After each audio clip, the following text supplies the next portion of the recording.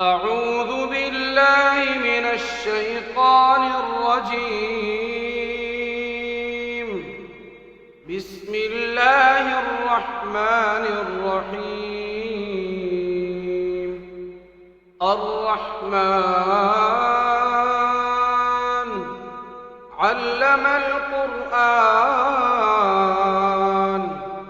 خلق الإنسان علمه البيان. الشمس والقمر بحسبان والنجم والشجر يسجدان والسماء رفعها ووضع الميزان ألا تطغوا في الميزان وأقيموا الوزن بالقسط ولا تخسروا الميزان والأرض وضعها للأنام فيها فاكهة والنخل ذات الأكمام والحب ذو العصف والريحان فبأي آلاء ربكما تكذبان خلق الإنسان من صلصال كالفخار وخلق الجان من مارج من نار فبأي آلاء ربكما تكذبان رب المشرقين ورب المغربين فبأي آلاء ربكما تكذبان مرج البحرين يلتقيان بينهما برزخ لا يبغيان فبأي آلاء ربكما تكذبان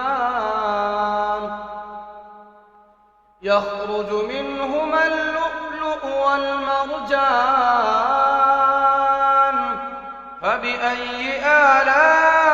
آلاء ربكما تكذبان وله الجوار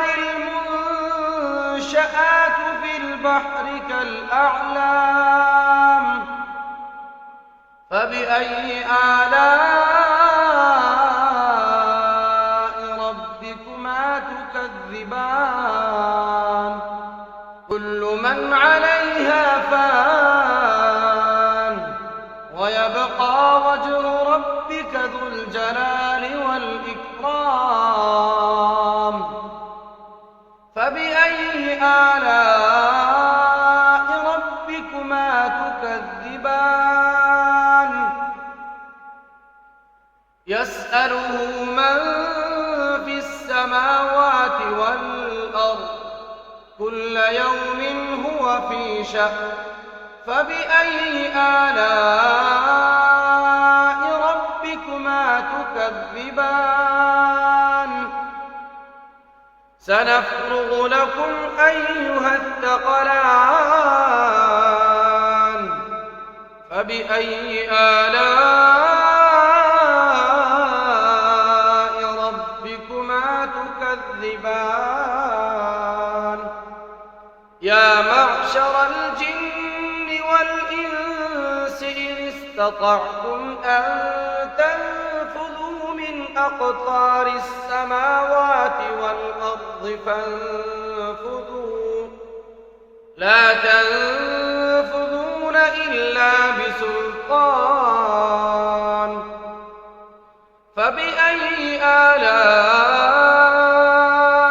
ربكما ربكما تكذبان يرسل عليكما شواظ من نار ونحاس فلا تنتصران فبأي آلاء ربكما تكذبان فإذا انشقت السماء فكانت وردة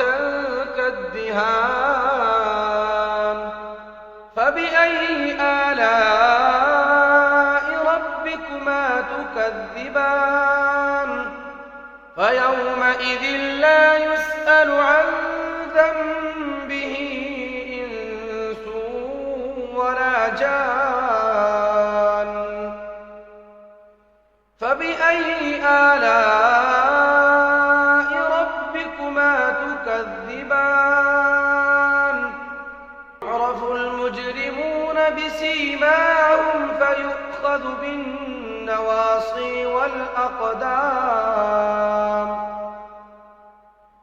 فبأي آلاء ربكما تكذبان هذه جهنم التي يكذب بها المجرمون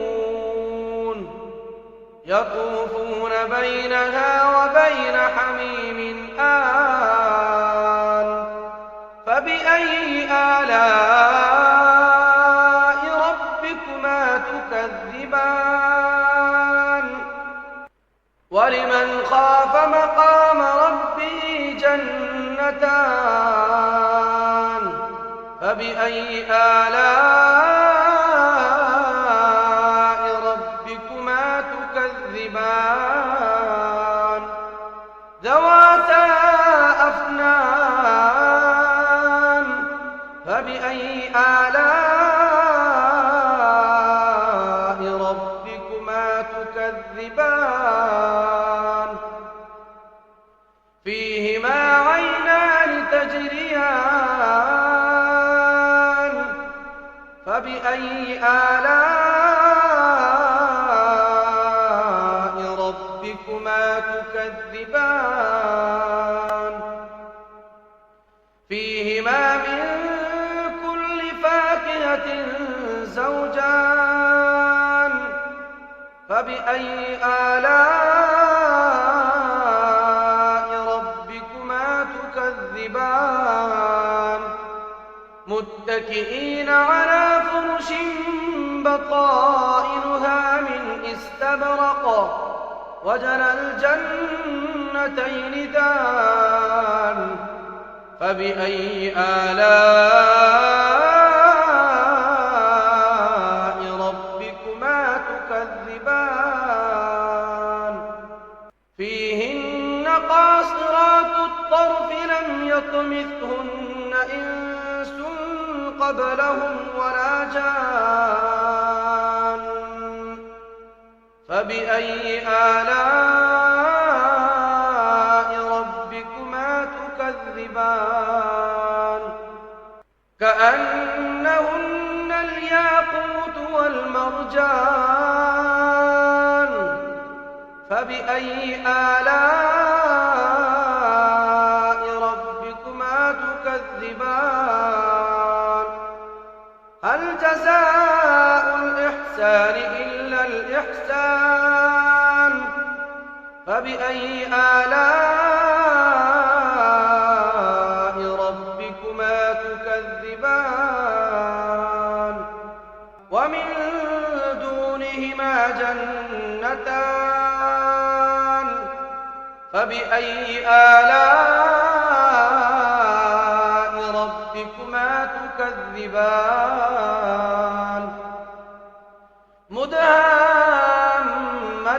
مدهامتان فبأي آلاء ربكما تكذبان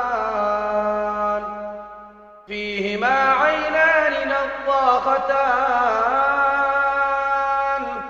فبأي آلاء ربكما تكذبان تكذبان فيهما فاكهة ونخل ورمان فبأي آلاء ربكما تكذبان فيهن خيرات حسان فبأي آلاء ربكما تكذبان حور مقصورات في الخيام فبأي آلاء